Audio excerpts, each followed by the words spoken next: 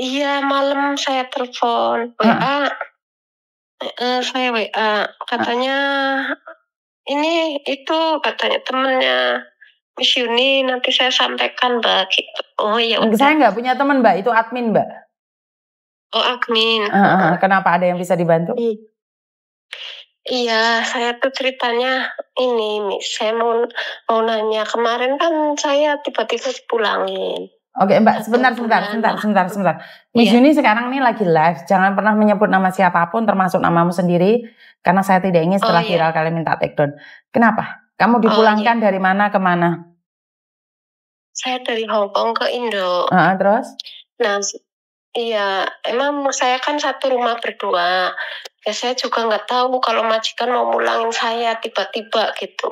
Emang tiap hari itu bermasalah sama temennya itu, suka fitnah, masalah kerjaan itu. Masalah masang oksigen, terus dibalikin oksigennya sama dia. Nanti ngomongnya apa sama majikan, sama agensi. Dia nggak bisa kerja ini itulah. Nggak bisa kerja gimana. Saya tuh juga di Taiwan 9 tahun, Taiwan 9 tahun, juga di Pantai Jompo 4 tahun, yang jaga kakek nenek tuh 5 tahun, satu rumah berdua sama nenek kakek. Gimana saya nggak bisa, saya bilang gitu. Ini loh termasuk kecil di Hong Kong, ada berdua. Saya sendirian terus, juga di Pantai Jompo juga sampai 4 tahun finish.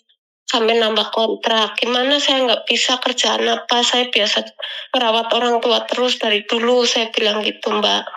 Jangan kayak gitu, mitnah selalu terus, sampai saya juga bukti-buktinya saya fotoin sama majikan, kayak mitnah apa gitu, bikin fitnah dia, baju-bajuku dibuang sama dia, saya juga ngadu sama majikan malah nggak percaya.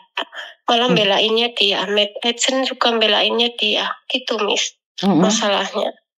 Ya terus saya juga lagi bingung ini, kata PT, ya udah kamu balik ke sini dan terus paspormu mana? Ya saya kasih paspornya. Terus kemarin ada job yang mau kamu lagi, tapi tetap maunya agent itu, satu agentnya nggak bisa, katanya harus ganti agent. Ya saya juga nggak tahu, emang agent tuh udah nggak nggak pernah respon. Bahkan saya mau pulang, ditelepon nggak mau ngangkat dia. Sebelumnya juga nggak pernah ngasih tahu apa-apa. Kan saya juga bingung, posisi saya waktu itu belum apa-apa loh. Lagi kerja, posisi lagi kerja, masih kerja ya, belum sempat cuci muka, belum sempat apa. Tiba-tiba majikan datang, terus sini, kamu siap-siap katanya. Hah? Siap-siap mau kemana? Pas hari Sabtu. Ini kamu pulang katanya. Kamu harus pulang, ini tiketnya. Kan saya bingung, Miss. Nah, udah gitu saya langsung, saya sebentar, saya boleh telepon agentku enggak? Kata saya tulis ke majikan. Oh iya, nggak apa-apa, silakan, boleh katanya. Tapi saya berusaha untuk telepon nggak pernah diangkat, Miss. Saya bingung, nggak tahu itu agent gimana. Sampai akhirnya sampai bandara, udah mau naik pesawat, baru dia angkat. Terus pura-puranya, kenapa sih kamu kok pulang? Kenapa kamu suruh jangan pulang? Lah, saya juga nggak tahu. Kok kamu baru ngomong, kata saya. Dari tadi saya telepon nggak pernah angkat. Terus WA nggak pernah dibalas. Terus harus gimana gitu. Saya juga harus gimana. Terus kalau kayak gitu, saya bisa nggak kira-kira ganti majikan atau cari job lain gitu, Miss? Kira-kira. Kamu berapa lama di Hong Kong, sayang? Saya 1 bulan pas.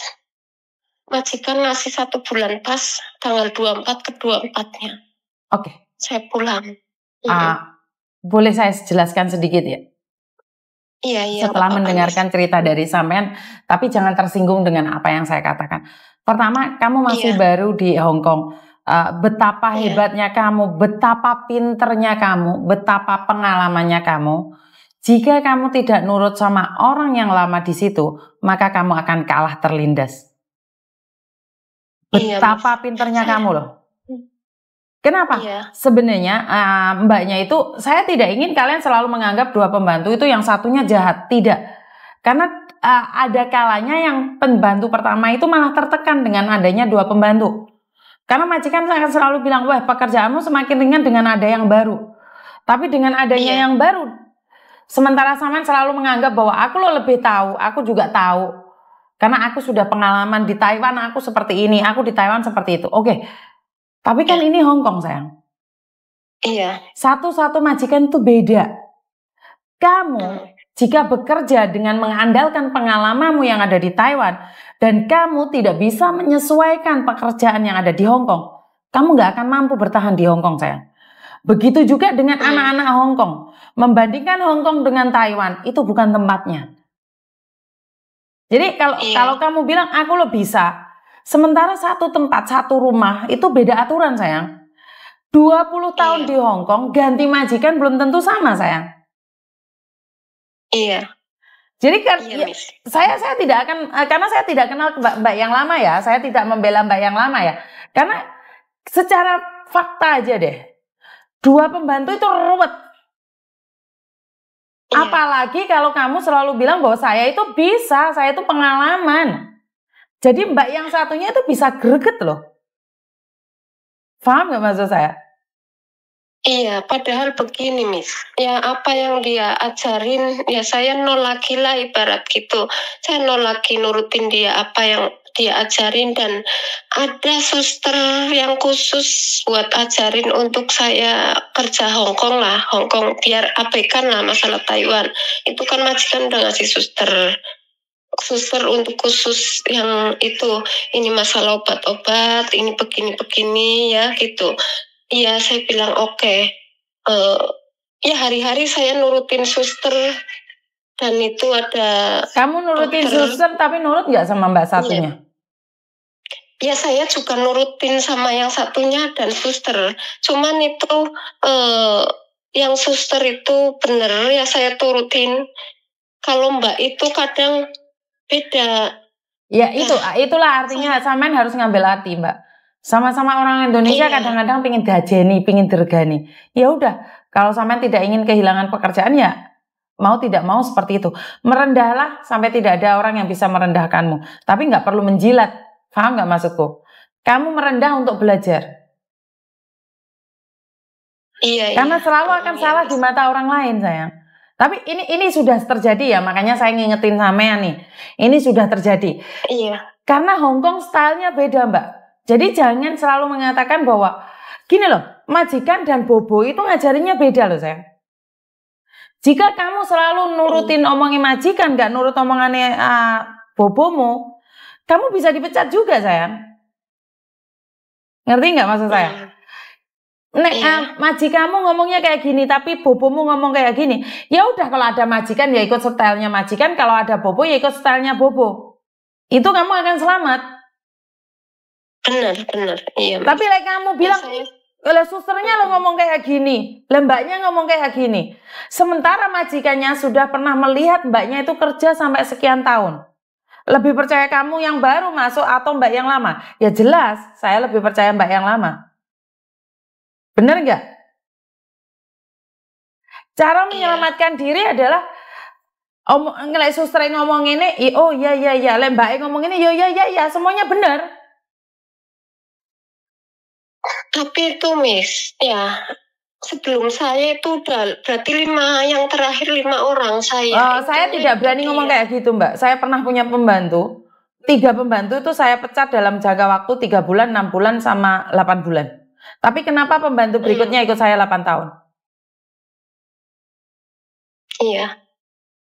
Kan saya sama nggak bisa dong menghakimi pembantu yang lama sudah ganti juga 10 kali.